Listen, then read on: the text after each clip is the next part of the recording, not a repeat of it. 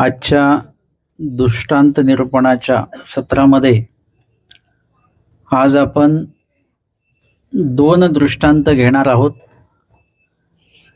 एक दृष्टांत आहे 68 क्रमांकाचा दुबळी मातेचा आणि दुसरा दृष्टांत आहे 69 क्रमांकाचा वृक्ष त्वचेचा.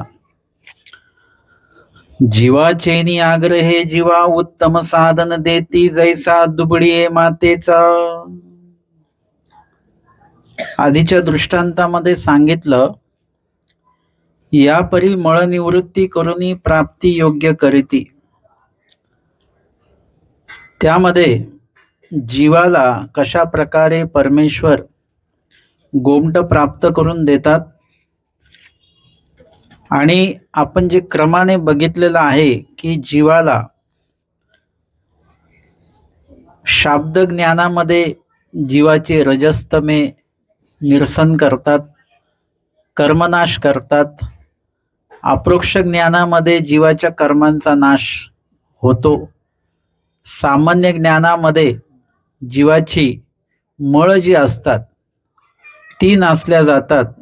विशेष ज्ञानामध्ये त्या जीवाकडे जे काही कर्माचे कठीणत्व, मळाचे हिरवठाण आहे ते नासल्या जात असतं. आणि या परी मळ निवृत्ती करून प्राप्ती योग्य करती. परमेश्वर त्या जीवाला प्राप्तीला योग्य करतात. आजच्या दृष्टांतामध्ये आपण बघतोय की जीवाचेनी आग्रहे जीवा उत्तम साधन देती. म्हणजे जर का आपण परमेश्वर शास्त्राचं अध्ययन करत असू तर आपल्या लक्षात येतं की ज्ञानापसी प्रेम उत्तम सांगितलं. भक्ती साधना जी आहे ते उत्तम आहे ज्ञान साधनेपेक्षा. म्हणजे ज्ञान साधना ही उत्तमच आहे.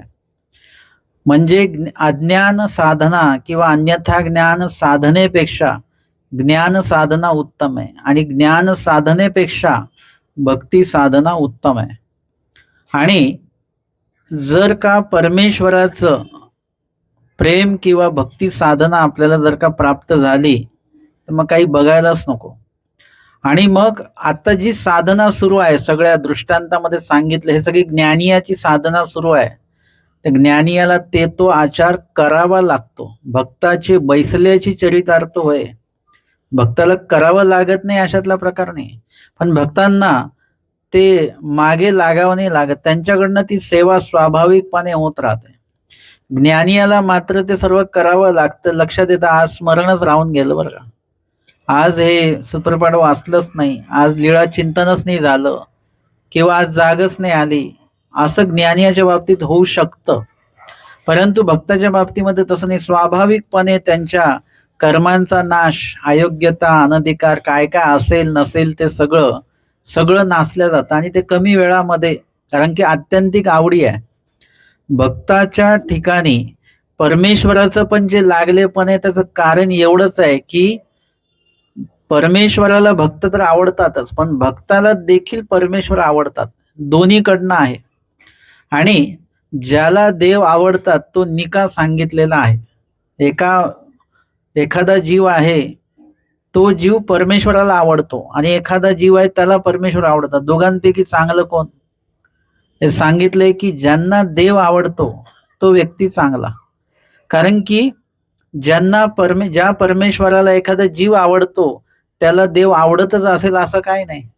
परमेश्वराचं खूप सांगणं आहे की सारंग पंडितांना अनुसरा, पण ते काही अनुसरायला तयार नाही. दादोसांना सांगतात, दायंबासांना सांगतात का त्यांचा अधिकार त्यांच्याकडे आहे तो, आणि म्हणून तो अधिकार बघून देव सांगतात, पण त्यांच्या अधिकाराला अनधिकाराचं कानवा थर आहे. त्याच्यामुळे तो अधिकार असून सुद्धा उपयोग नाही. आणि इथे एखाद्या जीवाला परमेश्वर जे आहेत, परमेश्वराला तो जीव आवडत नसेल परंतु परमेश्वर त्या जीवाला आवडतात, तर त्या साधनेमुळे पुढे असं जाऊन होणार आहे की तो जीव देखील परमेश्वराला आवडणार आहे आणि म्हणून तो उत्तम सांगितलेला आहे. आणि अशा प्रकारे भक्ताच्या ठाई अवीट गोडी परमेश्वराविषयी आहे. अवीट आवड परमेश्वराविषयी आहे, म्हणून भक्त उत्तम सांगितलेला आहे, भक्ता नित्य संबंध सांगितलेला आहे, वियोग देणे नाही असं सांगितलेलं आहे. आणि म्हणून इथे आता आम्हाला ज्ञानाची साधना तर कळाली, ज्ञान साधनेतनं काय मिळतं ते कळालं, पण याच्यामध्ये एक भीती अशी असते की आपण आपलं साधन आचरता कधीतरी साधनावरून आपण ढळू पण शकतो बरं का.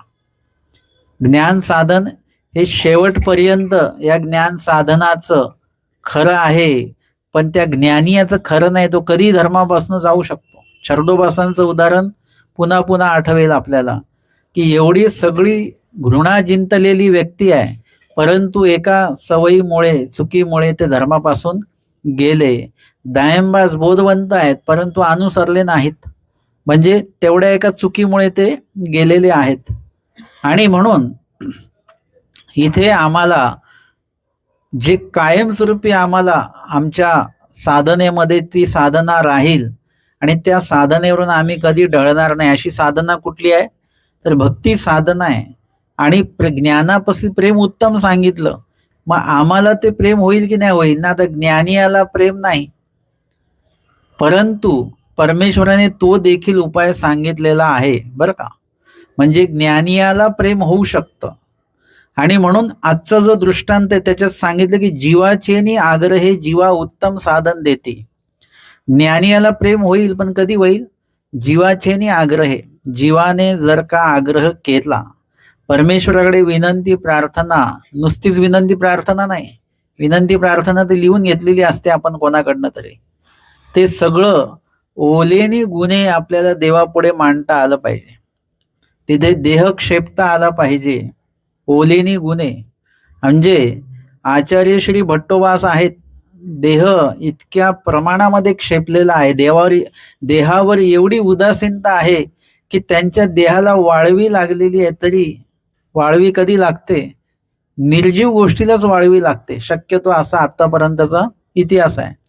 परंतु त्यांना ती जिवंत आहेत, ते आतमध्ये जीव आहे त्यांच्या, तरी देखील वाळवी लागली. म्हणजे इतके म्हणजे त्यांचं जे काही देह आहे त्या देहावर इतक्या प्रमाणामध्ये देह सोडल्यासारखंच आहे, देहात असून देह सोडल्यासारखं आहे.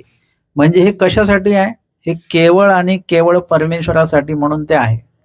आणि म्हणून हा असा प्रकारचा आग्रह असला पाहिजे परमेश्वराच्या बाबतीमध्ये. त्यांनी मला भक्ती साधन जे आहे ते त्यांनी मला द्यावंच, यासाठी एक आचरण आहे, ओलिनी गुणे, ते आचरण करावं लागतं. विडे ठेवून प्रेम होणार नाही बरं का. आणि तुम्ही आरतीत किती म्हटले की प्रेमदान द्या मज गरीबाला, त्याच्याने प्रेम वगैरे साधन होत नाही, हे लक्षात घ्या. ते कशाने होतं भक्ती साधना, हे देवानी प्रत्यक्ष सांगितलेलं आहे. असं इकडे तिकडे म्हणून परमेश्वर त्यांना प्रेम पद प्राप्त करो असं म्हटल्याने कुणाविषयी त्यांना प्रेम भेटणार नाहीये. त्या जीवाला व्यक्तिशः परमेश्वराने सांगितलेलं आचरण करावं लागेल, तेही ओलेनी गुणे करावं लागेल. तेव्हा जाऊन कुठेतरी, जसं आता तांदूळ आहेत, ते तुम्ही किती चांगल्या त्या सोन्याच्या कढईमध्ये जरी ते भाजून काढले, त्याचा भात होईल का? काय लागेल त्याच्यामध्ये, काय टाकावं लागेल, पाणी टाकावं लागेल, त्याच्याशिवाय भात होणार नाही. म्हणजे त्या ठिकाणी ओला गुण असणं गरजेचं आहे. आता ते पाण्यामध्ये तांदूळ तुम्ही 1 तास भिजवले, 2 तास भिजवले, आता त्याचा भात होईल का? त्याच्यासाठी अग्नी पण पाहिजे. म्हणजे इंद्रिय दमन, मनोदमन आणि काय देह दमन, काय म्हणतात या पुरुषाला, त्रिदंडीयुक्त, हे त्रिदंडित्व देखील असलं पाहिजे. म्हणजे ह्या सगळ्या, हे कष्ट आहे. अग्नी म्हणजे काय, कष्ट. अग्नीच्या दृष्टांतामध्ये बघितलं ना आपण, तशा पद्धतीने आगंतुक, अनारब्ध, प्रारब्ध हे कर्म देखील त्या ठिकाणी त्याचं नियंत्रण होत आहे. अयोग्यता नसते, अनधिकार नसतात, हे अग्नीचे दृष्टांत आहे. आणि पाण्याचे दृष्टांत, त्याच्यात ओलावा येणं तेवढंच आवश्यक आहे. तो ओलावा जर का नसेल आणि तो अग्नी नसेल, तर किती चांगला तांदूळ असेल तरी तो भात त्याचा होणार नाही. आणि म्हणून आपली साधना किती चांगली असो, पण त्याच्यामध्ये चतुर्विध दुःख नसेल आणि ज्याच्यामुळे आपले कर्मनाश होणार अशा प्रकारचं सेवादास्य नसेल, म्हणजे कष्ट नसतील, आणि सोबतच देह दमन, इंद्रिय दमन इत्यादी गोष्टी जर का नसतील आणि सोबत आवड नसेल, म्हणजे आवडही तेवढीच गरजेची आहे, एकच धरून नाही चालायचं. कोणी ज्ञान घ्यायला लागलं की नुसतं ज्ञानच घेत राहतात, पण ज्ञान नुसतं नाही चालणार, भक्ती पण त्याला पाहिजे, वैराग्य पण त्याला पाहिजे, हे सगळं आलं पाहिजे, सगळं मिळून आलं पाहिजे. नुसतंच भक्ती करून नाही चालणार, ज्ञान पण असलंच पाहिजे, वैराग्य पण असलंच पाहिजे. नुसतंच वैराग्य नाही चालणार, स्वामी सांगतात ज्ञानेविन वैराग्य नाही कामाचं. ज्ञानही असलं पाहिजे, भक्ती पण असली पाहिजे, वैराग्य पण असलं पाहिजे, सगळ्या गोष्टी मिळून आल्या पाहिजेत. आणि आता जर का तुम्हाला परमेश्वराचं भक्ती साधना पाहिजे तर स्वामी अजून एक टप्पा काय सांगतात की जीवाचेनी आग्रहे, म्हणजे तुम्हाला परत जे साधन पाहिजे त्याचा आग्रह देवाकडे करता आला पाहिजे. तर नुसता आग्रह करून नाही चालणार, ज्या पद्धतीचा आग्रह आहे आणि जे तुम्ही मागताय त्या पद्धतीचं आपलं वर्तन देखील असलं पाहिजे बरं का. भक्त जो आहे त्याचे लक्षण आपल्यामध्ये असले पाहिजेत. कोणीतरी ते 12वा अध्याय वाचतात रोज, का वाचतात ते म्हणे आम्हाला भक्तियोग अध्याय आहे ना, ते वाचून वाचून आमच्यामध्ये भक्तियोग आला पाहिजे. त्याच्याने नाही येणार. भक्तियोग अध्याय वाचून भक्त आपण नाही होणार. भक्तियोग अध्यायामध्ये भक्ताची लक्षणं सांगितली, ती लक्षणं आपल्यामध्ये पहिले आणावे लागतील आपल्याला, तेव्हा जाऊन. म्हणजे एखाद्या तापाचा विषय लिहिलेला तो वाचून वाचून ताप येणार आहे का तुम्हाला? नाही, ताप येईल असं काहीतरी करावं लागेल, थंड पाणी प्या, बर्फ खा वगैरे असं करावं लागेल, ती तापाची लक्षणं तुमच्यामध्ये नंतर येतील. तशा प्रकारे भक्ताची काही लक्षणं सांगितलेली आहेत, आमच्या सूत्रपाठातही स्वामींनी सांगितली. ती लक्षणं सगळी आमच्यात दिसली पाहिजेत, ती वाचल्याने नाही आहेत, ती आमच्यात दिसली तर मग आम्ही भक्त या पदाकडे जाऊ शकू. आणि आमच्या स्वामींनी त्याचा उपाय सांगितलेला आहे की पोरा जीवाचेनी आग्रहे, जर का आपण देवाकडे तो आग्रह केला तर उत्तम साधन देती. परमेश्वर उत्तम असं ज्ञानापेक्षा जे उत्तम असं प्रेम साधन आहे ते परमेश्वर देतात. जैसा दुबळी आहे मातेचा दृष्टांत सांगतात. दुबळी माता दुबळी म्हणजे आर्थिक दृष्ट्या ती दुबळी आहे, आपल्या मुलांना हवं ते ती माता देऊ शकत नाही, अशा प्रकारची ती माता आहे. आणि त्याच्यामुळे त्या मातेचा दृष्टांत या ठिकाणी दिलेला आहे. हा दृष्टांत स्वामींनी जो सांगितले अत्यंत महत्वपूर्ण असं प्रकरण आहे, ही लीळा आहे. उत्तरार्ध 621 क्रमांकाची लीळा आहे. भक्ती उपाव निरूपणे. बेलापूरला स्वामींचं अवस्थान आहे आणि भक्ती उपाव, भक्तीचा उपाय जो आहे तो स्वामींनी निरूपण केलेला आहे. महादाईचा स्वामींना विचारता, जीजी ज्ञान झाल्यावरी प्रेमासी उपाव असे? ज्ञानियाला प्रेम नाही असंच आतापर्यंत होतं, ज्ञान साधन वेगळं, प्रेम साधन वेगळं. मग महादाईसांनी सहज एकदा विचारलेलं आहे, जिज्ञासक आहेत महादाईसा, की देवा ज्ञान झाल्यावर प्रेमाचा उपाय घडू शकतो का? आणि याचं उत्तर नाही असलं पाहिजे होतं, पण स्वामी म्हणाले की बाई उपाय न पविजे असे काही असे? हो, होऊ शकतं ना. म्हणजे एवढ्या दिवस हे लक्षातच नाही आलं कधी. स्वामी सांगतात की उपाय न पविजे, उपायाने प्राप्त होत नाही असं काय आहे का? जगातली सगळी गोष्ट आहे, जे जर का उपाय योग्य प्रकारचे केले तर मग ते सांगितलं ना, वज्री कुठल्या दृष्टांतामध्ये, वज्रकीटिकीचा एक रोगू जाणे पर उपाव नेणे. म्हणजे उपाय नाहीये का? उपाय आहे पण त्याला माहिती नाहीये. आणि एखादा ऐकू येतो रोगही जाणे आणि उपायही जाणे, त्याला दोन्ही माहिती आहेत. म्हणजे उपाय सगळ्याच गोष्टींसाठी आहे.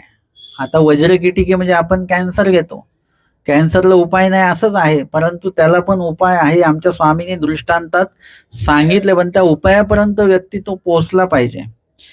स्वामी म्हणतात अनुसरल्याचा देव. अनुसरल्याचा देव म्हणजे जो ज्ञान घेऊन सर्व संग परित्याग त्यांनी केला आणि ईश्वराला शरण गेला तोही अनुसरला.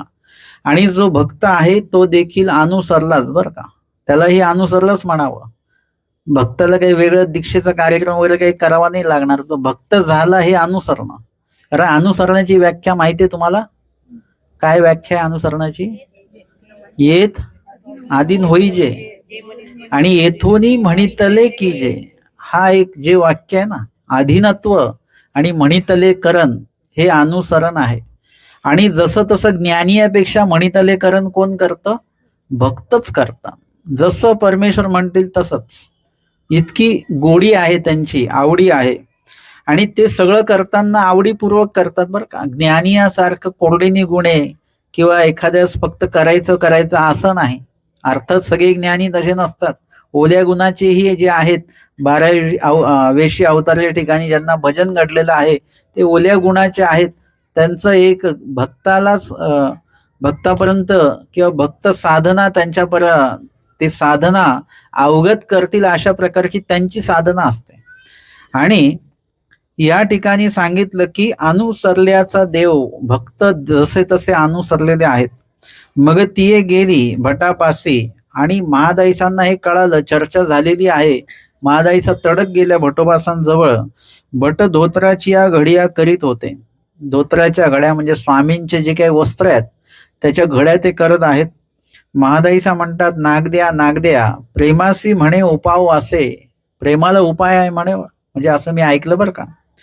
भटी म्हणितले उगी असा गा रुपये प्रेमासी उपाव कैचा. म्हणजे प्रेमाला कसं काय उपाय असेल बरं. उगी आस, उगच काही पण बोलू नकोस. ना नागद्या असे. नाही, ते म्हणतात आहे, मी म्हणते ना आहे म्हणून. तेव्हा ते म्हणतात, तुम्हीची सांगत असा की गोसावी निरुपता ती. आलं लक्षात तुमच्या वाक्य. हे लीळा आता आपण वाचतोय, हे नुसतंच ऐकू नका. या लीळेमध्ये संवाद कशा प्रकारे चालू आहे ते बघा. महादाईसा म्हणतात कोणाला? भट्टोबासांना सांगतात. पण भट्टोबास मान्य करतात का? कारण की जीव सांगताय, जीवाचं आपल्याला नाही ऐकायचं. ते म्हणतात मी सांगते ना आहे म्हणून. तेव्हा ते काय म्हणतात, तू सांगतायस की स्वामी सांगतात? पडताळायला काय पाहिजे? स्वामी सांगतात की जीव सांगतायत, देव सांगतात की जीव सांगतायत, हे तुम्हाला पडताळता आलं पाहिजे. तुम्ही म्हणतात बाबा मग त्यांनी सांगितलं असं करा, त्यांनी सांगितलं तसं करा, त्यांनी सांगितलं तसं करा. मग आम्ही कोणाचं ऐकायचं? कोणाचं ऐकायचं हेच पडताळायचं आम्हाला. आमच्या देवानी सांगितलं का? ते तुम्ही म्हटले नाही, मग ते आता ते संक्रांत होती म्हणून ते म्हणाले कलश ठेवलाच पाहिजे. मग आता ठेवला आम्ही. हो, परंतु आमच्या देवानी सांगितलं का? कुठे ठेवायला सांगितलं का तुम्हाला? आचाराचा कळस करा. हे बाकीचे कळस ठेवून काय होणार आहे तुमचं? स्मरणाचा कळस करा, विधीचा कळस करा काहीतरी. म्हणजे विधी आचरणाचा कळस झाला पाहिजे, तिथपर्यंत पोहोचलं पाहिजे. बाकीचे कलश ठेवून होणार काय? आमच्याकडे कलशापेक्षाही पवित्र म्हणजे आमच्याकडे विशेष नाही आहेत का? विशेषापेक्षा काही पवित्र आहे का आपल्या घरामध्ये? काहीच पवित्र नाही आहे, है ना. विशेषाला कोणाचा स्पर्श झालेला आहे? परमेश्वर. चक्रधर स्वामींचा स्पर्श आहे, दत्तात्रय प्रभूंचा स्पर्श आहे, ते विशेष आमच्याकडे आहेत. याच्यापेक्षा अजून काय पवित्र आणणार आहे तुम्ही तुमच्या घरामध्ये? काहीच आणू शकत नाही. हा, आणलं लीळाचरित्र आमच्या स्वामींच्याच आहे, सूत्रपाठ आमच्या स्वामींचं आहे, एखादे अधिकरण आहेत आमच्या स्वामींचे आहेत, कलश आमच्या स्वामींचा आहे का? तुम्हाला जोडता आलं पाहिजे त्या गोष्टी, की हे आमच्या स्वामींचं नाही आहे, हे आमच्या स्वामींचं नाही. ही येथीच्या ज्ञानासी न मिळे शिखासूत्रासी मिळे. ते आम्हाला शिखासूत्राचा त्याग आमच्या स्वामींनी आम्हाला सांगितलेलं आहे. हे असं तुम्हाला कोणी येऊन काही सांगितलं, आणि मी तर हे पण सांगत असतो, मी पण तुम्हाला जे सांगेल तर ते मला तुम्ही त्याचं प्रमाण विचारायचं. हे स्वामींनी कुठे सांगितलेलं आहे त्याचं प्रमाण मी देऊ शकलो नाही तर माझं पण ऐकायचं नाही. काही ऐकायची आवश्यकता नाही. ज्याचं मी वचनाचं लीळेचं प्रमाण देईल तरच माझं ऐकायचं. आचार्य भट्टोबाज महादाईसांचं ऐकून घेत नाहीत. ते म्हणतात हे तुम्ही सांगतात का स्वामी सांगतात? प्रमाण कोण देत आहे? ना गोसावी निरूपिता ती. त्यांनी सांगितलं. आता महादाईसा ज्या आमच्या आहेत ते काही मनाचे वाक्य थोडी बोलतात, तेही स्वामी जे बोलले तेच बोलतात. ते म्हणतात की ना गोसावी निरूपिता ती. मग भट्टोबास आले, लगेच आले भट्टोबास, दंडवते घातली, श्री शरणा लागले आणि विचारतात, हाजी प्रेमासी म्हणे उपाव असे. प्रेमाला उपाय आहे असं मी ऐकलं. स्वामी म्हणतात असे आहे. आता हे निश्चित झाले स्वामींच्या श्रीमुखे. नुसतंच महादाईसा म्हटले स्वामींनी सांगितलं म्हणून नाही.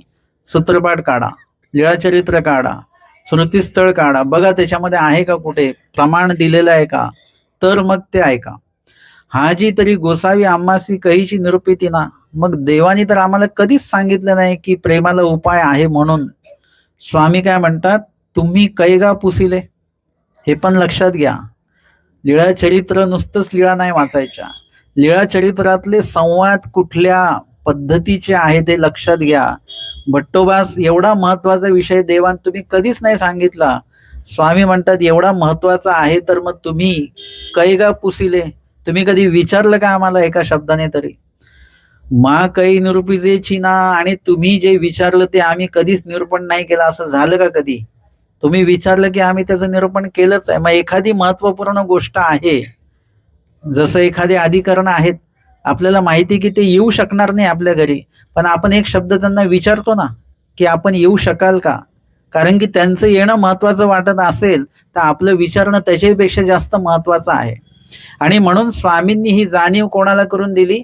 भट्टोबासांना तर करूनच दिली, परंतु आपल्याला देखील जाणीव करून दिली की तुम्हाला जर का ज्ञान काढायचं असेल तर तुम्हाला येऊन कोणी असं ज्ञान सांगणार नाही. तुम्हाला काय करावं लागेल, त्या ज्ञानाची जिज्ञासा करावी लागेल. महत्वपूर्ण ज्या काही गोष्टी असतील त्या तुम्हाला विचाराव्या लागतील, आणि विचारल्यानंतर जर का खरोखर तुमचा तो अधिकार असेल तर परमेश्वर तुमच्यापर्यंत ते वचन जे आहे किंवा ते आचार जो आहे तो पोहोचवतील. आणि स्वामी सांगतात की म्हातारी जिज्ञासक, म्हातारी चर्चक येत काही पुसतेची असे. म्हातारी म्हणजे कोण? महादायसा. ती कशी आहे? चर्चक आहे, जिज्ञासक आहे. आपण तर खरोखर म्हातारे आहोत वयानेच. आमच्या महादाईसा या अनुभवाने म्हाताऱ्या होत्या, म्हणजे अनुभवजन्य असं एक त्यांचं आयुष्य होतं. स्वामींच्याकडे चर्चा करून, जिज्ञासा करून अजून काही ज्ञान प्राप्त त्यांनी केलेलं आहे. त्याच्यामध्ये त्यांच्याकडे काय आहे, एक वृद्धत्व जे आहे ते त्यांच्याकडे आलेलं आहे. आणि म्हणून ते विजने पडताळीती, भट्टोबासांना शिक्षा पण करण्याची त्यांची ती सगळी अनुभव त्यांच्याकडे तो आहे. म्हणजे आचाराचा अनुभव आहे, विचाराचा अनुभव आहे, हा सगळा अनुभव असल्यामुळे एक त्यांच्याकडे ते वृद्धत्व आपोआपच आलेलं आहे. आणि म्हणून म्हातारी चर्चक जिज्ञासक असल्यामुळे येत काही पुसतेची असे, काही ना काही विचारत असतात. हे लक्षात घ्यायचं की मी जेवढं शास्त्र चिंतन कराल हिरे खानियाच्या दृष्टांताप्रमाणे, तेवढं तुम्हाला काय होत राहील, काही ना काही मिळतच आहे. एक प्रश्न तुम्ही करता एका वाक्याचा, तुमचा प्रश्न कधी एकाच वाक्याचा असतो, त्याचे उत्तर किती वाक्याचे असतात? कमीत कमी 5 वाक्याचं तरी एका प्रश्नाचं उत्तर असतं. हा, म्हणजे त्याच्यातनं कितीतरी ज्ञान तुम्हाला मिळतं. आणि त्या प्रश्नाला अजून प्रश्न, त्या उत्तराला अजून प्रश्न, हे महादाईसांची ही विशेषता असल्यामुळे ते हे ऐसे, स्वामी काय म्हणतात, काही ना काही पुसतची असे, हे ऐसे तुम्हासीचीच पुरावे किंगा, ह्याबद्दल विचारावं, हे तुम्हाला स्फुरलं पाहिजे. अर्थापते परमेश्वर काय करतात? निरूपण करतात. जया वृक्षाची साली गोड, तयाची फळ सावयाची गोड. म्हणजे या ठिकाणी पुढचा जो वृक्ष त्वचेचा जो दृष्टांत आहे तो देखील स्वामींनी निरूपण केलेला आहे की साधनाची नि ज्ञाने साध्याचे उत्तमत्व जाणावे. साधनाची नि ज्ञाने, साधनाचं जे काही ज्ञान आहे, साधन आचरत असताना साधनाचा जो काही अनुभव आलेला आहे तो कसा आहे बरं? स्थान, प्रसाद, वासनिक, भिक्षुक, नित्यविधी, निमित्तविधी, याचा तुमचा अनुभव कसा आहे? चांगला की वाईट? मार्गात गेल्यानंतर चांगलं वाटलं की वाईट वाटलं? तिथे तर सकाळी उठावं लागतं 3 वाजता, तरी चांगलं वाटलं आपल्याला. तिथे सेवादास्य करावं लागतं तरी चांगलं वाटलं. तिथे शिळं अन्न खावं लागतं तरी चांगलंच वाटलं. सेवादास्य करावं लागतं काहीतरी तरी चांगलंच वाटलं. म्हणजे परमेश्वराच्या कुठल्याही साधनामध्ये तुम्ही गेलात आणि तुम्ही विधीपूर्वक जर का असाल तर त्याचा तुम्हाला आनंदच होणार. असं होतं ना की उत्तम आजचं स्थान आम्हाला शिन्नस्थळी वंदन करायला मिळालं, जाताना कष्ट झाले, पैसे खर्च झाले, सगळं झालं, दिवस गेला, पण आनंद कसला आहे? आम्हाला परमेश्वराचं साधन वंदन करायला मिळालं. जे परमेश्वराचं कुठलंही साधन आहे ते आनंद देणारं असं साधन आहे. मग जर का साधन असं आहे तर साध्य कसं असेल बरं? म्हणजे साध्य कसं असणार? सावयाची. तसं सांगितलेलं आहे की साधनाचे नि ज्ञाने साध्याचे उत्तमत्व जाणावे. साध्याचं उत्तमत्व जे आहे ते आपण जाणलं पाहिजे. जैसा वृक्ष त्वचेचा, जया वृक्षाची साल गोड तयाचे फळ कैसे असे. ज्या वृक्षाची सालच गोड आहे त्याचं फळ कसं असेल बरं. ते सावयाचीच गोड असणार. ऐसे जाणावे की, म्हणजे सहजपणे आपण ते लक्षात घ्यावं.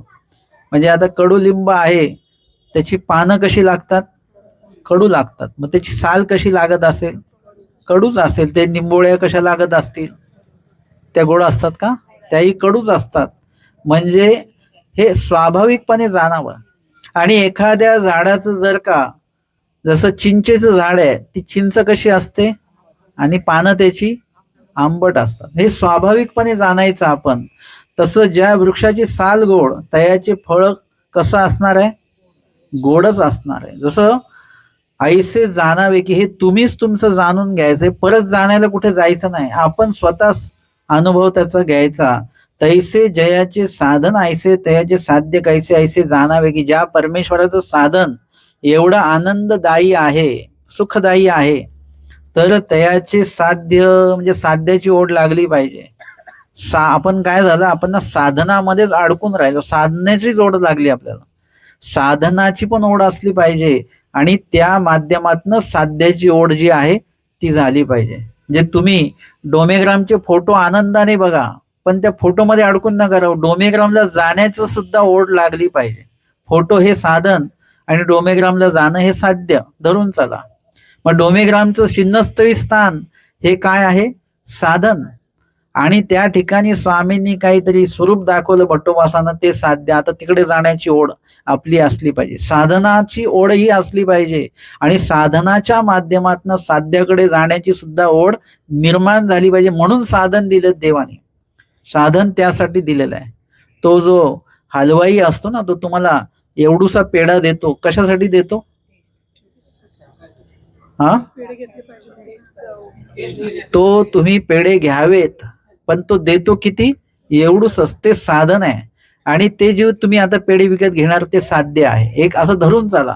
पण तुम्ही ते एवढे पेढे कधी विकत घ्याल, जेव्हा तुम्हाला यामध्ये गोडी लागेल, चव लागेल, तेव्हा जाऊन तुम्ही तेवढे पेढे विकत घेणार. तशा पद्धतीने साधनामध्ये जर का आवड निर्माण झाली की, साध्याची आवड लगेच त्याच्यामध्येच निर्माण झाली, तर आपलं साधन बरोबर साध्याकडे नेणारं साधन सुरू आहे.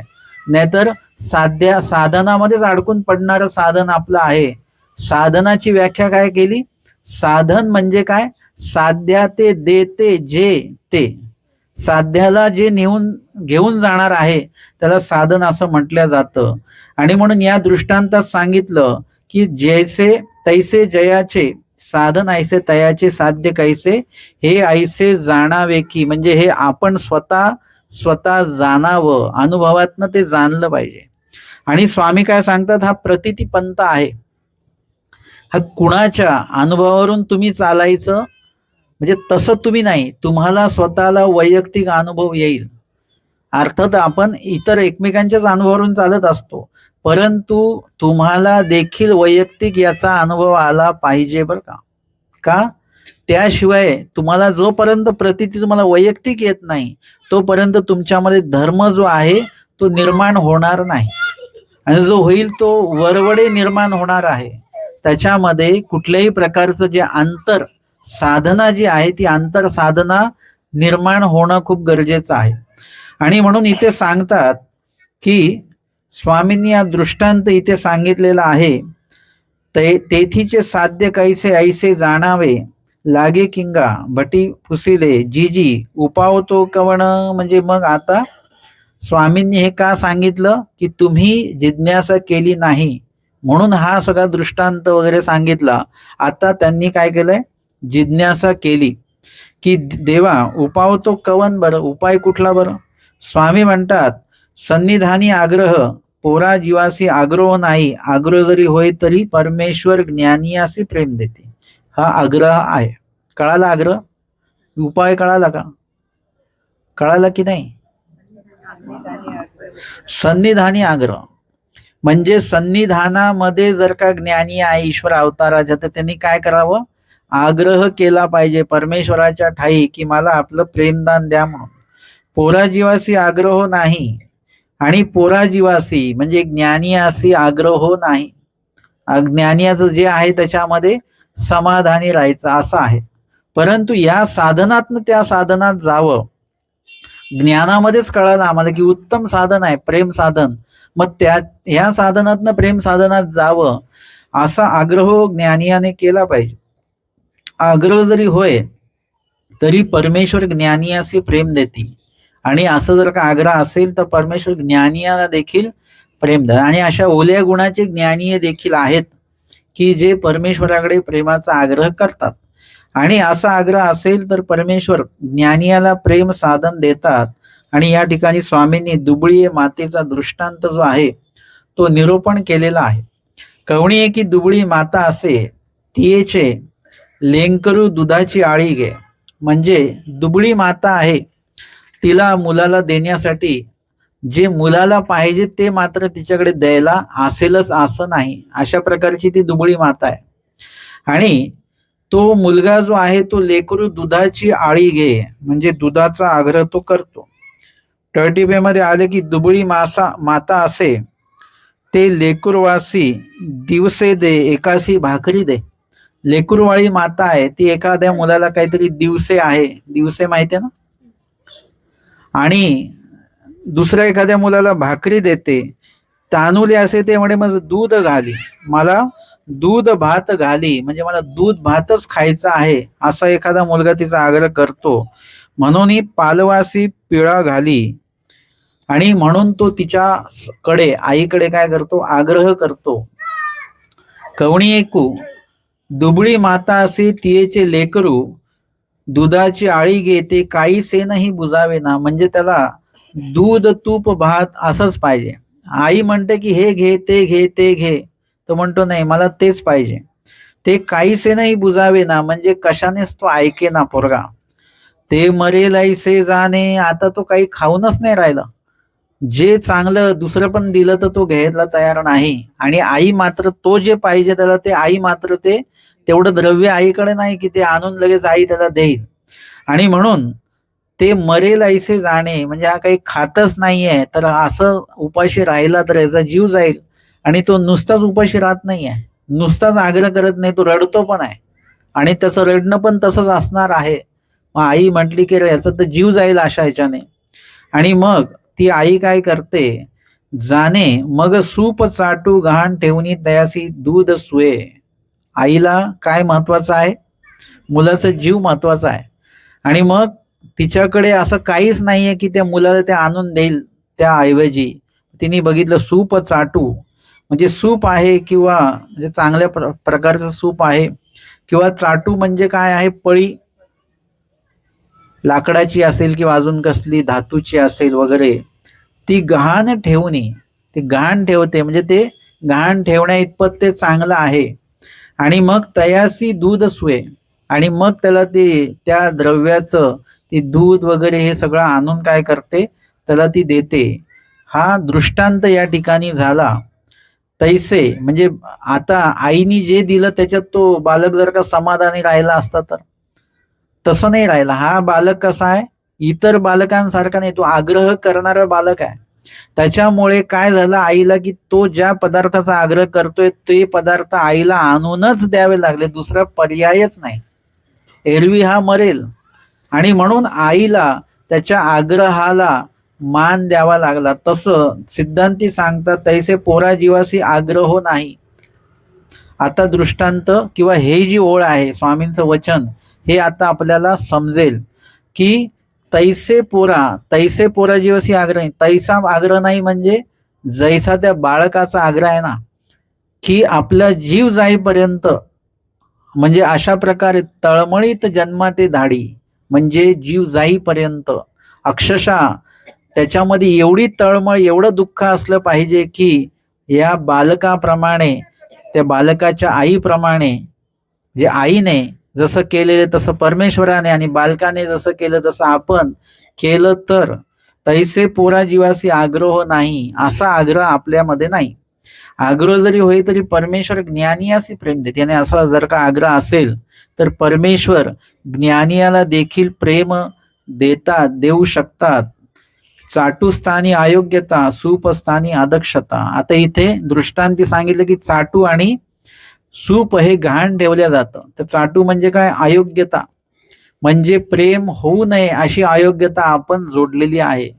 त्या आग्रहामुळे काय होणार आहे की ती अयोग्यता नासल्या जाईल. आणि सूप गहाण ठेवी, तिथे काय? अदक्षता आहे. विधीमध्ये जी अदक्षता आपण जोडली किंवा परमेश्वराची खंती जोडली, ही कशामुळे जोडली? अदक्षतेमुळे जोडलेली आहे. लक्षात नाही आलं. आमच्या महादाईसांनी काय केलं? ती केळ्याची साल उचलली, स्वामींनी लगेच शिक्षा पण केलं. खंती तुम्ही खंतीला पात्र झालात असं स्वामी सांगतात. का बरं? नाही, इथूनही आम्ही हत्ती घडवलेला होता आणि तुम्ही तो हत्ती मोडला. आता महादाईचे काय म्हणतात? देवा, आता काय शिक्षा असेल ते द्या मला. ज्या हाताने तुम्ही हत्ती मोडले, तो हात तुम्ही काय करायचा? आता उपयोगी आणायचं नाही तो. आणि महादाईसांनी हे केलं, त्या हाताने काहीच काम नाही करायचं. आता पटकन आपला हात पुढे येतोच की नाही. महादाईसांनी काय केलं? तो हातच बांधून ठेवला, म्हणजे तो हात पुढे यायलाच नको. परत पुढे आलं तर परत दोष घडेल. म्हणजे इथे काय झालेलं आहे की अदक्षतेमुळे, की तो स्वामी त्याकडे पाहतायत, पण आता स्वाभाविक कोणाचंच लक्ष नसणार आहे की स्वामी तिथे बघतायत. आपण असतो तर आपल्याला काहीच कळालं नसतं. महादाईचं असून सुद्धा त्यांच्या लक्षात नाही आलं. अदक्षता घडली काहीतरी, किंवा अजून अदक्षता काय घडली महादाईसांकडनं? सुपारी अशी स्वामींकडे फेकून दिली. ही जशी तशी अदक्षता आहे. आता इथे लक्षात आलं पाहिजे होतं, पण नाही आलं. ही अदक्षता, अशा अनेक अदक्षता आपण केलेल्या आहेत. आपल्याला फक्त एक दोनच दिसतात आपल्या बाबतीत. अशा अनेक अदक्षता आपण केलेल्या आहेत आणि त्याच्यामुळे परमेश्वराची खंती ती जोडलेली आहे. म्हणून प्रेम द्यावे अशीच प्रवृत्ती आहे देवाची. जेव्हा मूळ सृष्टीची रचना असेल किंवा जीवाच्या उद्धरणाचा जो काही उल्लेख झालेला आहे, तिथे जीवाला सरळ प्रेमदान द्यावं अशीच इच्छा आहे. परंतु आपलं तो अधिकारच तसा नाही आहे. मूळ सृष्टीला आपण जे केलं त्याच्यामध्येच खंती देवाची आपण जोडून घेतलेली आहे. त्याच्यामुळे प्रेमदान देण्याचा काही संबंध नाही. म्हणून ज्ञान साधन आहे की खंती एवढी आहे की त्या खंतीस्तव प्रेमाच्या साधनेला आपण पात्र होऊ शकत नाही. देवाच्या प्रसन्नतेला पात्र, दातृत्वाला पात्र होऊ शकत नाही. मग आता काय करायचं? म्हणून ज्ञान साधन, म्हणजे त्या ज्ञान साधन का दिलं? कमीत कमी त्या ज्ञानात कळावं की आपली अदक्षता काय घडली, आपली अयोग्यता काय आहे, आपला अनधिकार काय आहे, हे आपल्याला कळालं पाहिजे. जसं आता तुम्ही पेपर सोडवल्यानंतर, मार्क कळवल्यानंतर तुम्हाला पेपर परत का दिला जातो? तुम्हाला कळलं पाहिजे तुम्ही कुठे चुकीचं लिहिलंय, कुठे मार्क कापल्या गेलेत, काय चुकीचं लिहिलं, काय लिहिलं पाहिजे होतं, हे तुम्हाला कळलं पाहिजे. तुमच्या चुका तुमच्या लक्षात आल्या पाहिजेत. म्हणून ते ज्ञान आहे की या ज्ञानाच्या माध्यमातनं, बरं लक्षात घ्या की ज्ञान साधनातनं पण ईश्वर प्राप्तीला जाणारच आपण. परंतु आम्हाला ज्ञानच का दिलं जातं? कारण की आम्हाला भक्ती माध्यमातनं ईश्वर प्राप्तीला जायचं आहे. ज्ञान साधनेतनं आपण कधी मध्ये डगमगू काय सांगता येत नाही, पण भक्ती साधनेतनं आपण सरळ ज्ञान ईश्वर प्राप्तीला जाणार आहोत. आणि म्हणून त्या ज्ञानामध्ये आपल्याला हे कळतं की आपले अनधिकार काय आहेत. तुम्हाला कळतात का तुमचे अनधिकार? तुमचं स्मरण होत नसेल, तुमचं वचन पाठांतर होत नसेल, काही सेवादास्य घडत नसेल, जे जे आपल्याला मार्गात राहणं जमत नसेल, हे आपले अनधिकार आहेत. हे आपल्याला उमटले पाहिजेत असे. आणि ते उमटल्यानंतर जसं ते पेपर कशाने तपासतात? लाल पेनाने तपासतात. तुम्हाला कळलं पाहिजे इथे चुकीचं सांगितलं, इथे बरोबर केलेलं, इथे एवढे मार्क लिहिलेले आहेत, हे दिसलं पाहिजे, ठळक झालं पाहिजे.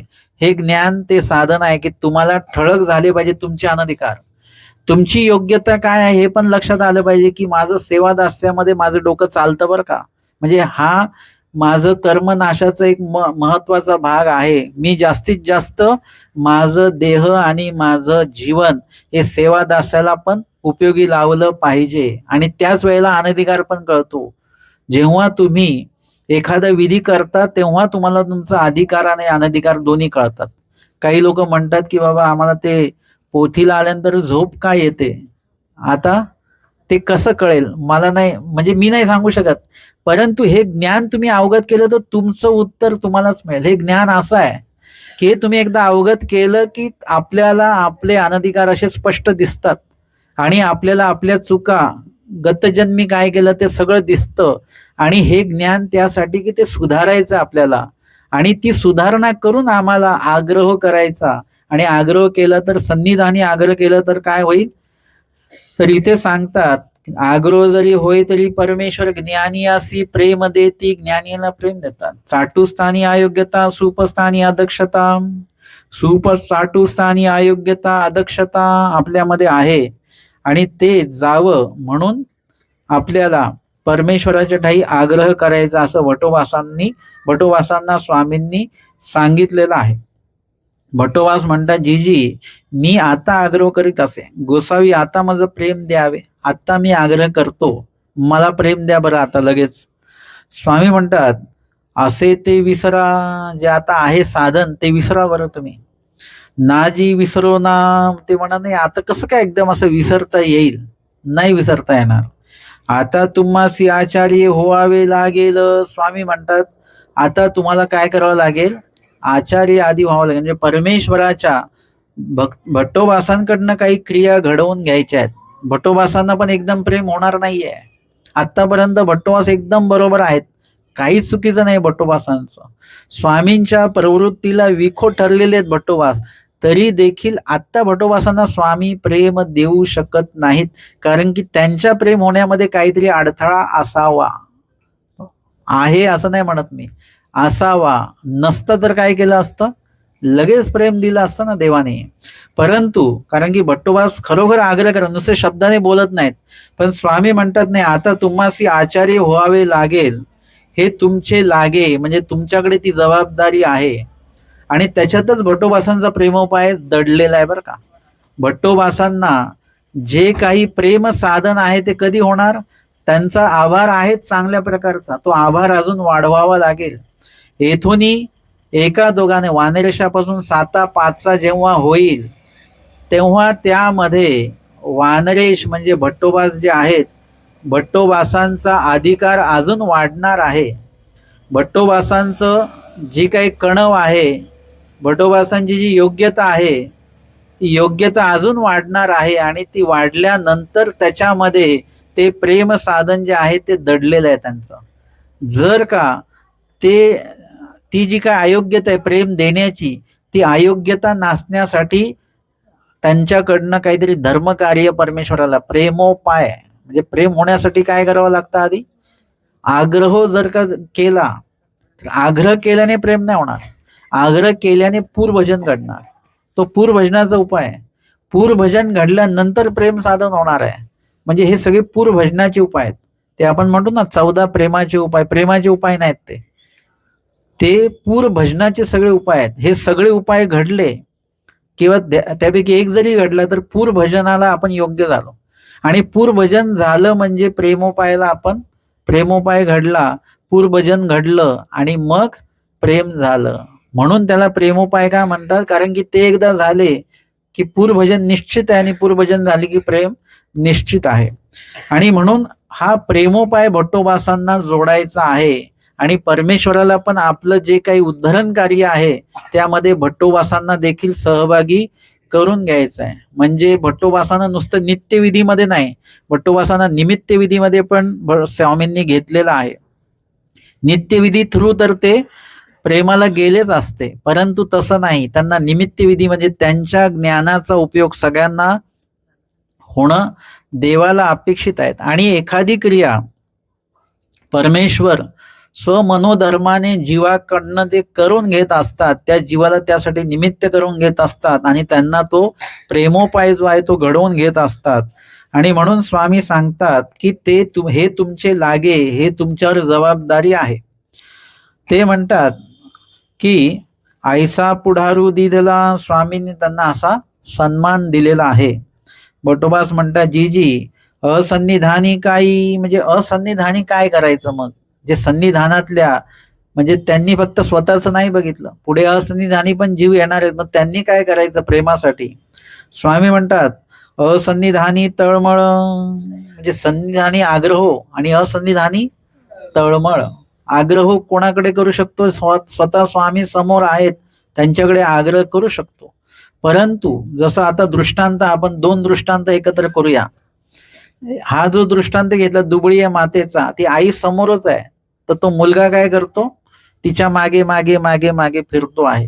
किंवा कालचा दृष्टांत आपण एक घेतला, त्याच्यामध्ये देखील तो जो मुलगा आहे तो काय करतो, तो आईच्या मागे मागे फिरतो की बाबा मी रात्री जेवलो नाही, मग तो मागे मागे फिरतो. आई समोर आहे म्हणून आग्रह आहे. आता दुसरा दृष्टांत आहे, जी आई त्या मुलाला टाकून ती कांडो का दळो जाय, आता आई त्याला दिसते का?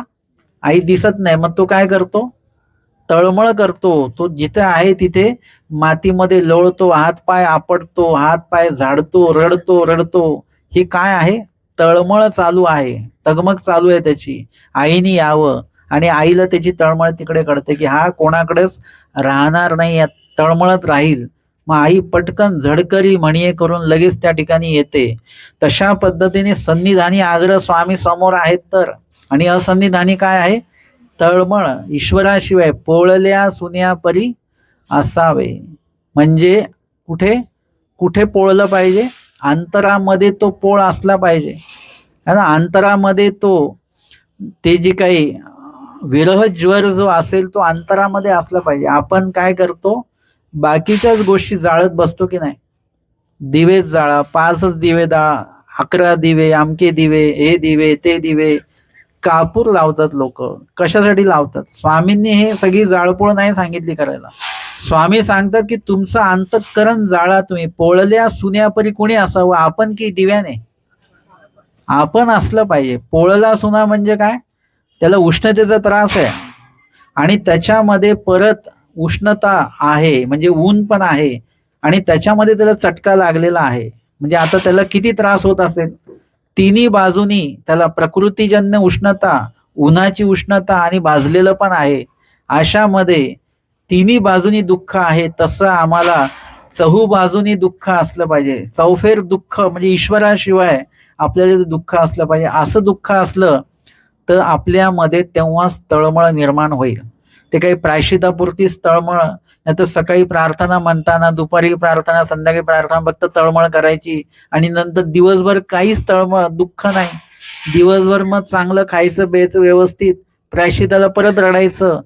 पण ती तळमळ आपली जी आहे ती देवाला दिसली पाहिजे, जगाला दाखवायची नाही. हे पण लक्षात घ्या. कुणापुढे पण रडत बसायचं नाही, देवापुढे आपण रडलो पाहिजे. ते दुःख, ती तळमळ आपली लोकांपर्यंत पोहोचते, पण देवापर्यंत मात्र पोहोचत नाही. आणि म्हणून आपलं तळमळ, जसं तुम्हाला जर का तहान लागली, पाणीच नाही मिळालं, खूप वेळ ऊन आहे, गळा सुकत चालला एकदम, आता तुमच्यामध्ये काय तयार होते, तळमळ सुरुवात होऊन जात असते है ना. तशा प्रकारची तळमळ, परमेश्वर आपलं जीवन जर का असेल, आणि ते जीवन जर का तुम्हाला श्वास घ्यायला त्रास होतो ना, सर्दी झाली आणि दोन्ही नाक असे बंद झाले की काय होतं, तेव्हा तळमळून असं उठून बसतो आपण वगैरे. हे काय आहे, ही तळमळ आपली देवाशिवाय, की आपलं आत्मा परमेश्वर आहे आणि ते नाही, तेव्हा जेव्हा तळमळ निर्माण होईल, ही तळमळ सतत देहक्षेपायचं याच्याने. स्मरण म्हणजे काय, स्मरण तेच सांगितलं, तळमळच आहे त्या स्मरणामध्ये. हे देहक्षेपायचं आहे, आणि त्याच्या अनुषंगाने मग असन्निधानी ही तळमळ जर का त्या जीवाने केली तर स्वामी सांगतात की असन्निधानी तळमळ निरंतर परमेश्वराची आरती करावी. निरंतर, अंतर पडू न देता परमेश्वराची आर्तता जी आहे ती आपण केली पाहिजे. निरंतर परमेश्वराचा विरहो भावावा. निरंतर, फक्त आरतीपुरतच नाही, भजनापुरतच नाही, मनामध्ये आपल्या ते सुरू राहिलं पाहिजे सतत, की सगळं आहे पण स्वामी नाहीत. तुम्हाला चांगलं खायला जरी मिळालं तर ते सुद्धा आठवण करायची की माझा चांगलं इथे भोजन मिळतं आहे, परंतु जेव्हा भटोबासांना चांगली बरवी पाने पोपळी दिसली तेव्हा त्यांनी कोणाचा विचार केला, पहिले स्वामींचा विचार केला. आमच्या भाईदेव व्यासांना चांगली बोरं मिळाली तेव्हा कोणाचा विचार केला, स्वामींचा विचार केला. म्हणजे त्यांनी पहिला विचार स्वामींचा केलेला आहे. तसं माझ्याकडे हे पदार्थ आले, आज जर का स्वामी असते हे पदार्थ मी स्वामींना अर्पण करू शकलो असतो, परंतु आज पदार्थ आहेत पण त्यांना अर्पण करावं असे देव माझ्याकडे नाही आहेत आणि मी देवाकडे नाही, अशा प्रकारची विरह परमेश्वराचा असला पाहिजे निरंतर. परंतु हे लक्षात घ्या, तो जगा पुढे दाखवत बसायचं नाही, ही एक चूक करायची नाही. ते जे काही दुःख आहे ते अंतरामध्ये सुरू राहिलं पाहिजे. जसं कवीश्वर बासांना जे काही देहकृत झालंय वगैरे ते वैद्याने बघितलं तेव्हा ते म्हणतात त्यांचे तिन्ही धातू बरोबर आहेत, वात कफ पित्त, पण ह्यांनी कुणाचं तरी विरहामध्ये हे आहेत. बघा, वात कफ पित्त बरोबर आहे, परमेश्वर तुमचं तब्येत बिघडू देत नाहीत, परंतु ते म्हणतात ह्यांच्या मनात कुणाचा तरी विरह आहे. आणि मग ते म्हणतात नाही, आमच्या महादाई साहेब म्हणतात बटोबासांविषयी, देवाशिवाय पिसा झाला असे, म्हणजे परमेश्वराचा विरह त्यांच्यामध्ये आहे. अशा पद्धतीने तळमळीत जन्माती धाडी त्यासी परमेश्वर आपले प्रेम देतात. आणि कांटी एकतिळी सुकोनी पाडी ऐसाही एकू आती, म्हणजे काठी एकतिळी सुकोनी आपण तळमळ निर्माण परमेश्वराविषयी करणं, असाही जीव म्हणजे ज्ञानी आहेत बरं का, हे सगळे हे ज्ञानी आहेत आणि असा आचार करणारे जीव आहेत. असे आहेत की नाही आहेत ना, ऐसा असे स्वामी सांगतात, वोटो वोटो करीत आपले 4 दिस कडे घाली आणि 1 दिस नव्हेली म्हणून जावची लागे. मृत्यू आल्यानंतर खुश होणारा व्यक्ती म्हणजे ज्ञानी आहे, तळमळीत जन्मात धाडणारा ज्ञानी आहे, आग्रह करणारा ज्ञानी आहे. हे मृत्यू आल्यानंतर खुश होतात हे लोक की चांगले, आता आपल्याकडनं दोष घडलेला नाही बरं का, म्हणजे त्या क्रियावधीच्या दोषापासून आपण वाचलेलो आहोत. लवकर जेवढं मरण येईल तेवढं चांगलंच आहे. कवीश्वरवास म्हणतात, कशाला मला पाणी तुम्ही दिलं, देवदर्शनाला मी निघून गेलो असतो, म्हणजे त्यांना तिथे जायचं आहे.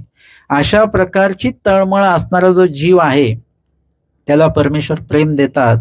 आणि महादाईसा ते सर्वज्ञ म्हटले, बाई आता येथून वानरेशा आचारत्व देऊनी उत्तरापंथी बीजे किजेल. यावरी भटी म्हटले, जीजी मी काहीसे आचार्यत्व करीन, मी कशाला बरं आचार्य होऊन वगैरे मिरवत बसेन. मी गोसाव्यांच्या वियोगी देशाचा शेवटा झाडातळी, झाडा एका तळी देह पाडेन जी, म्हणजे मी ईश्वराच्या वियोगास्तव झाडातळी देह पाडेन. स्वामी म्हणतात, वानऱ्या तुम्ही धर्माधरू दीजे, हे तुम्हासीची होवे. तुम्हाला आता काय करायचंय, धर्माधर. अनेक साधक जे आहेत 500 700 साता पाचा स्वामी सांगतात ना, ह्यांना सर्वांना धर्माला तुम्हाला आधी तर आधार व्हायचा आहे. स्वामींनी एक व्यक्ती असे निर्माण केले भट्टोबास, की जे 700-500 लोक निर्माण करणारे धर्माला लावणार आहेत. आणि परत माहीमभट्ट वगैरे वगैरे हे सगळं महादाईचं हे तर आहेच आहेत, म्हणजे यांच्याही माध्यमातून धर्म वृद्धिंगत होणार आहे. आणि म्हणून सांगतात हे तुम्हासीची होवे, हे तुमच्याकडनंच होणार. माहीमभट्ट पण आहेत, महादाईसा पण आहेत, परंतु जे काही नेतृत्वाचं कर्तृत्व आहे ते फक्त भट्टोबासांकडे आहे. असं लीळाचरित्र पूर्ण बघा, स्मृतिस्थळ तुम्ही पूर्ण बघा, इथे स्वामींसारखीच दिसणारे जेव्हा येतात तेव्हा सगळेच माहीमभट्टांसकट सगळे निघतात, भट्टोबास नाही निघत. तेव्हा भट्टोबास म्हणतात, तुम्ही प्रथम भेटीत जो प्रश्न विचारला तो विचारा. स्वामींनी तुम्हाला विचारलेला कुठला प्रश्न होता, आत्यंतिक संस्कृती छेद होय ऐसी काय प्रतीती आत, ते म्हणतात नाथ जाणे. ते आता भट्टोबासाने तिकडे जावं नाही लागलं, भट्टोबासाने इथूनच ते जाणलेलं आहे की आता तुम्हाला नव्या संबंध स्वामींनी सांगितलं, आता भेट नाही आहे स्वामींची, निश्चित आहे, स्वामींच्या वचनावर पक्के आहेत. आणि माहीमभट्ट मात्र थोडे गडबडलेत, म्हणून माहीमभट्टांकडे आचार्यत्व का नाही आहे याच गोष्टींमुळे. आणि भट्टोबासांकडे काय आहे, कारण की यथा प्रवृत्ती तथा आचार आहे. हे मायेसाठी लावतात, यथा प्रवृत्ती तथा व्यापार. परंतु इथे भट्टोबासांसाठी आपण म्हणू शकतो यथा प्रवृत्ती तथा आचार, तसाच्या तसाच, वचनाच्या बाहेर इकडे तिकडे अजिबात नाही. आणि म्हणून स्वामी म्हणतात, हे तुम्हासीची होवे, ते तरी गोसाव्यांचे गोसावीची करीती, मी तो जाईनाची. भट्टोबास म्हणतात, देवा तो तुमचा धर्म आणि तुम्ही ते बघून घ्या, मला सांगू नका, मी मात्र ईश्वर वियोगे तुमच्या वियोगे मी देह क्षेपणार. आणि नुसतं भट्टोबास बोलले नाहीत, हे करून दाखवलेलं आहे त्यांनी. वास्तविक देह गेल्यातच जमा होतं. महादाईसा तिथे उपस्थित झाल्या का, कारण की त्यांना आचार्य होऊन तिकडे ते एवढं मोठं कार्य, प्रेमोपायाचं कार्य, आभाराचं कार्य हे त्यांच्याकडनं देवाला करूनच घ्यायचं होतं. आणि म्हणून एखाद्याला नसतेनी आयुष्य परमेश्वर ठेवतात कणवेच्यामुळे, त्यांच्याकडनं काही अपूर्व कार्य करून घ्यायचं आणि एखाद्याकडनं याचं आस्थेने आयुष्य घेऊन जातात, ती सुद्धा कणवच त्याची, की त्याच्याकडनं दोष घडू नये म्हणून त्या ठिकाणी त्या जीवाला ठेवत नाहीत. आणि एखाद्या जीवाकडनं जर का परमेश्वराला एखादं कार्य करून घ्यायचं असेल तर त्या जीवाला परमेश्वर त्या ठिकाणी आवर्जून ठेवतात. आचार्य श्री भट्टोबासांच्या बाबतीमध्ये बघायचं झालं की ते स्वामींच्या वियोगामध्ये कुठेतरी जे महादुआ भक्त आहेत त्यांच्यासारखेच आहेत ते. म्हणजे स्वामी गेले याच्यामध्ये दशा अवस्था प्रगटलेल्या आहेत, परंतु त्या दशा अवस्थेमध्येच ते जाण्यासारखेच आहेत. पण देवाला आपण काय म्हणत असतो, महादाईसा गेले म्हणून भट्टोबास वाचले, नाही, झालं तसंच आहे. परंतु महादाईसा नसते गेले तर काय झालं असतं, तरी भट्टोबास वाचलेच असते. कारण की त्यांच्याकडनं ते कार्य, स्वामींचं जे वाक्य आहे ते वाक्य खोटं नसतं. जे करायचं देवाला, जे करून घ्यायचं आहे आणि त्यासाठी ते भट्टोबासच आहे, दुसरं कोणी तिथे नाही आहे. आणि म्हणून भट्टोबासांचा देह तर कधीच गेलेला आहे एक प्रकारे, म्हणजे अनेक वेळा भट्टोबास वाचलेले आहेत, म्हणजे ते देह गेलेले आहे. परमेश्वरांनीच दिलेलं एक आयुष्य आहे आणि ते परमेश्वर कार्यासाठीच उपयोगी जावं अशा प्रकारची साधना जी आहे ती आचार्य भट्टोबासांची आहे. आणि म्हणून महादाईसांना मात्र निमित्त करवलं. परमेश्वर एकाच कार्यामध्ये किती कार्य करतात, की महादाईसा गेल्यामुळे भट्टोबास वाचत नाहीयेत, परंतु निमित्त मात्र त्या कार्याला महादाईसांनाच का केलं, कारण की भट्टोबास पुढे महत्वपूर्ण कार्य करणार आहेत आणि त्यांना आधार देऊन परत इकडे आणणं हे कार्य महादाईसांकडे सोपवलं. म्हणजे महादाईसांनाही प्रेमोपाय देवाने घडवून ठेवलेला आहे.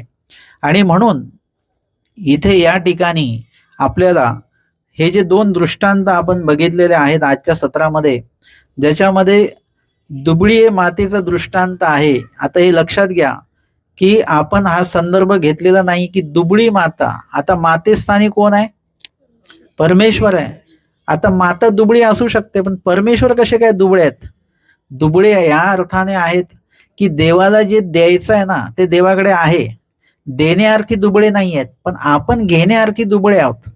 तर देवाला ते आपल्याला द्यायचं आहे, परंतु आपली ती ओंजळ तेवढी नाहीये, है ना. एखादी जबाबदारी तुम्हाला द्यायची आहे कोणाला तरी, पण ती जबाबदारी पेलण्याला तो व्यक्ती तेवढा योग्य नसल्यामुळे तुम्ही देण्यार्थी दुबळे तेव्हा ठरता की तुम्हाला द्यायचं आहे पण समोरची व्यक्ती तशी नाही, मग तुम्ही दुबळे ठरले. तशा प्रकारे परमेश्वर देण्यार्थी समर्थ आहेत त्रिकाळ, परंतु आपण घेण्यार्थी कुठेतरी असमर्थ असल्यामुळे परमेश्वर इच्छा असून सुद्धा, प्रवृत्ती असून सुद्धा आपल्याला देऊ शकत नाही. येण्यार्थी परमेश्वर दुबळे आहेत. दृष्टांतामध्ये वास्तविक माता दुबळी आहे, तिच्याकडे ते नाहीच आहे द्यायला.